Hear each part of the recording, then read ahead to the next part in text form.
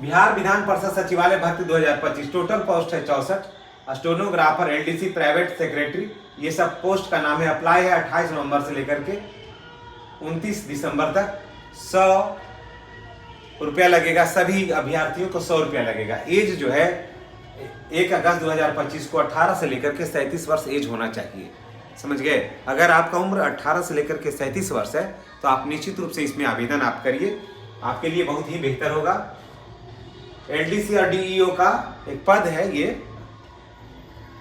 पद है। इसमें देखिए, इसमें 18 से लेकर के 37 वर्ष होना चाहिए।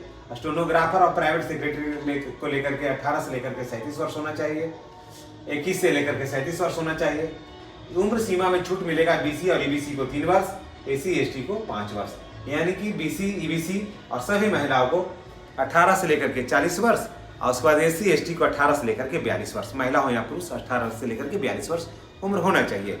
और बाकी में 100 रुपया ही लगेगा सभी को एग्जाम फी, है ना। रजिस्ट्रेशन फॉर्म 100 ही रुपया लगेगा, या एग्जाम फी कर लीजिए, जो भी कर लीजिए। सिलेक्शन का जो प्रोसेस है, रिटन होगा, उसके बाद स्किल टेस्ट होगा, उसके बाद मेरिट बनेगा। तो ये देखिए, किसी भी परीक्षा की तैयारी कर रहे हैं जो 10+2 स्तर का, ठीक है ना, तो उन लोगों के लिए ये काफ़ी अच्छा है। फिर देखिए क्वालिफिकेशन क्या है, पीएस एंड स्टेनोग्राफर में है, ग्रेजुएशन है। एलडीसी और डीईओ में 12th है। सिलेबस क्या है, 100 प्रश्न रहेंगे दोस्तों, 100 प्रश्न रहेंगे, मार्क्स रहेंगे 400, ठीक है। उसमें जनरल स्टडी से आपको 40 प्रश्न रहेंगे। और जनरल स्टडी की मैं बता देता हूं कि जनरल स्टडी में की तैयारी करने के लिए 40 में से 38-37 नंबर आपको दम रखा हुआ है। आप सोचिएगा कि कहाँ, तो मैं टैग प्रोडक्ट में किताब का लिंक दे रहा हूँ, वहाँ नाम दे रहा हूँ, वहाँ से आप खरीद लीजिए उसको, और निश्चित रूप से आपको ये कंप्लीट हो जाएगा।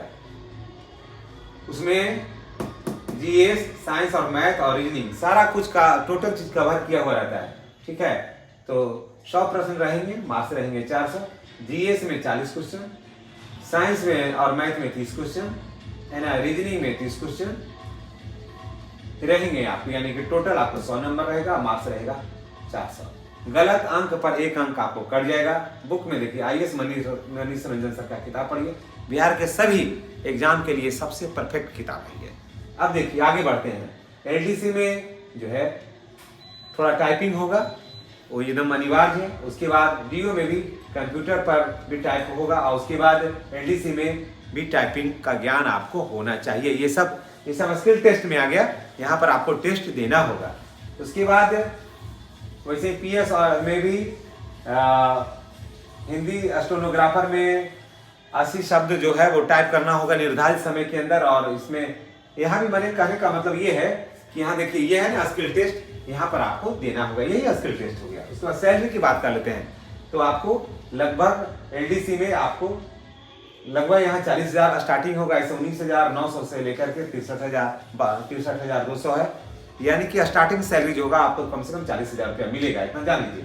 डीईओ में 25,000 है, 25,500 से लेकर के 81,100 रुपया है। तो यहाँ पर आपको स्टार्टिंग जो है वो लगभग 50,000 रुपया मिलेगा।